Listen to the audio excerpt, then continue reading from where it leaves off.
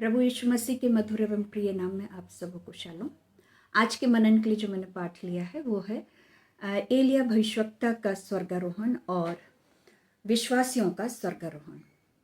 वचन में हम पढ़ते हैं दूसरा राजा उसके दूसरे अध्याय, उसमें हम पढ़ते हैं कि एलिया भविष्यवक्ता का स्वर्गारोहण हुआ।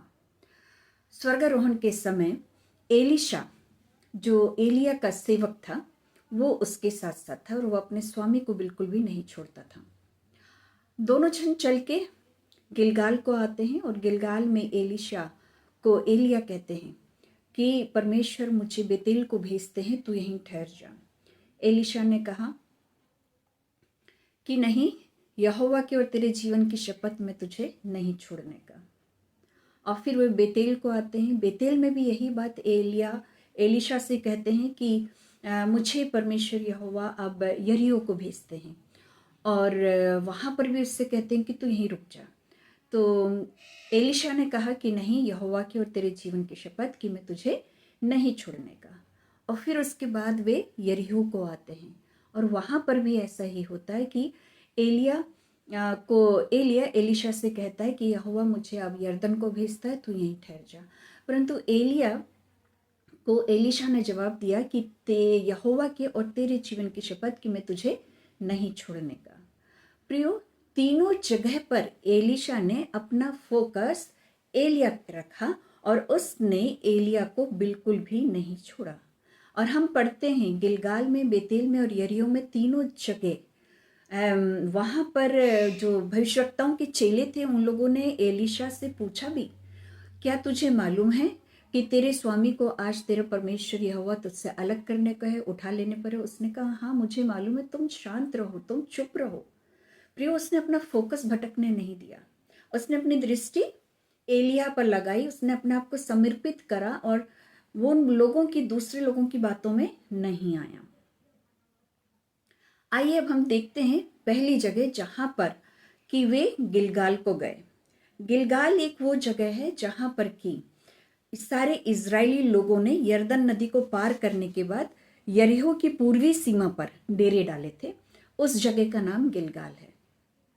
और यहीं पर जो इजरायली लोग थे, इजरायलियों को यहाँ पे खतना किया गया था। यहीं पर इन लोगों ने फसह का पर्व भी मनाया था और यही वो जगह थी जहाँ पर यहोवा के प्रधान दूत ने यहोशू को अपना दर्शन भी दिया था। और यही वो जगह थी जहाँ पर यरदन से निकाले गए 12 पत्थरों को यहोशू ने खड़ा किया था। गिलगाल शब्द का अर्थ होता है लुढ़काना, अर्थात परमेश्वर यहोवा ने इजरायलियों की जो नामधराई मिस्र में हुई थी उसको उनसे दूर किया।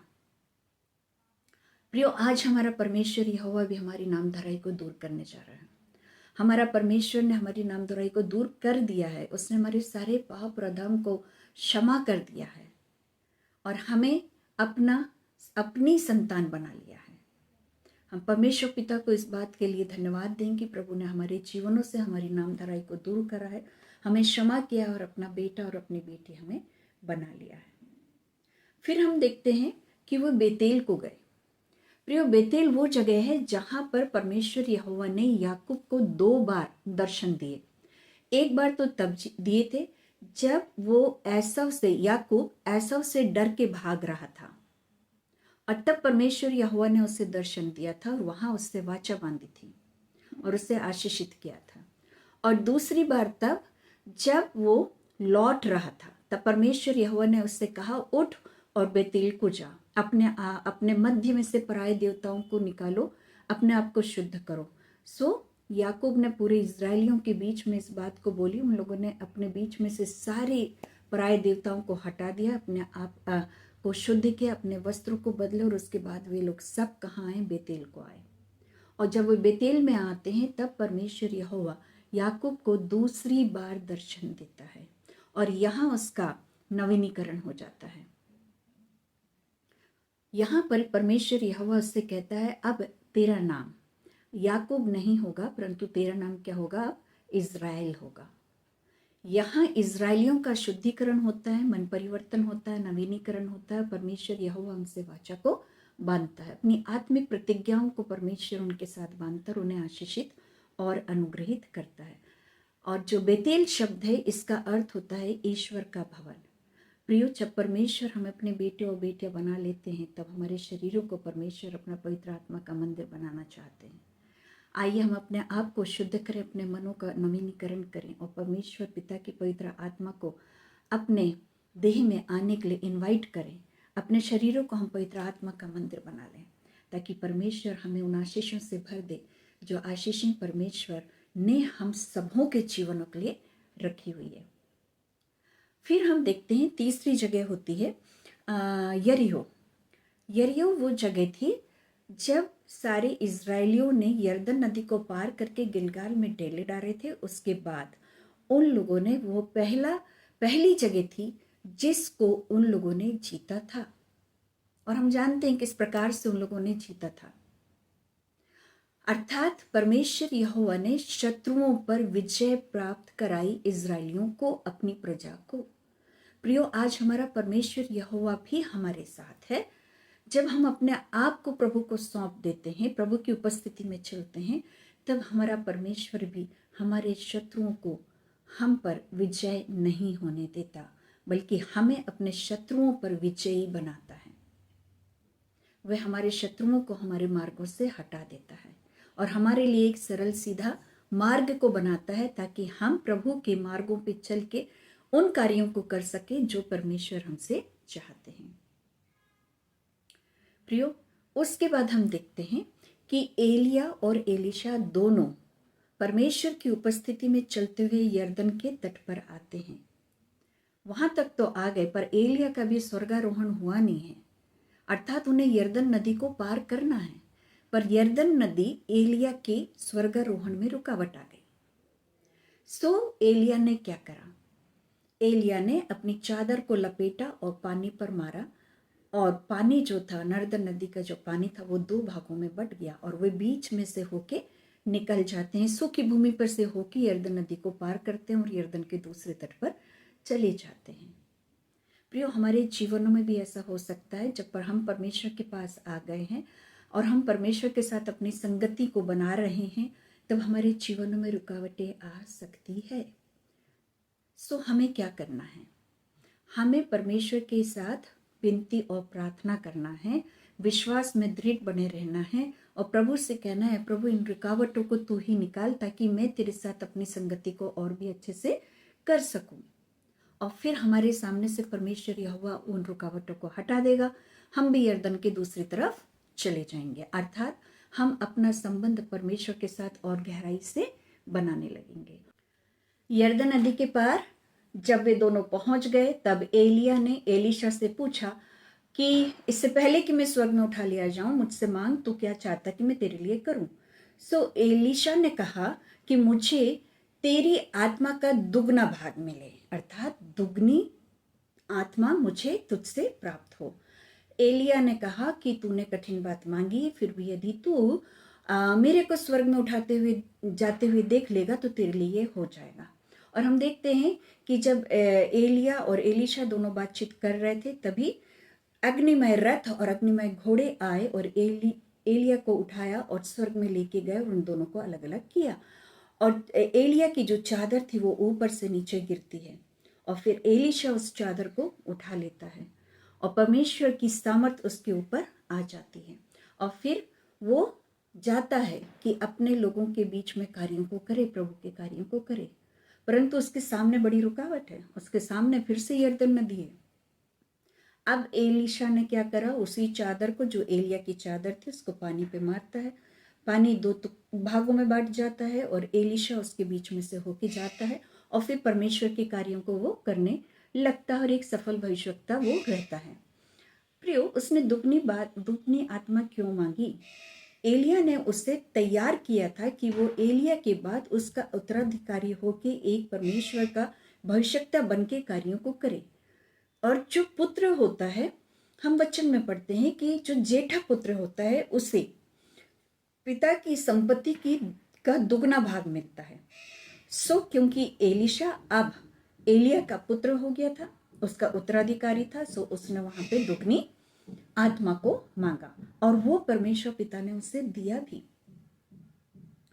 प्रियो वो जब जाता है, यरदन नदी से पार होता है, वहाँ पर 50 व्यक्ति खड़े रहते हैं, 50 चेले, भविष्यवक्ता चेले खड़े रहते हैं। वे इस बात की गवाही देते हैं कि जो आत्मा एलिया का था वो एलीशा पर आ गया है, और वे उसे और गिर कर उसे दंडवत करते हैं और उसे अपना भविष्यवक्ता स्वीकारते हैं, और फिर वो जाके अपने कार्यों को, परमेश्वर के कार्यों को करता है।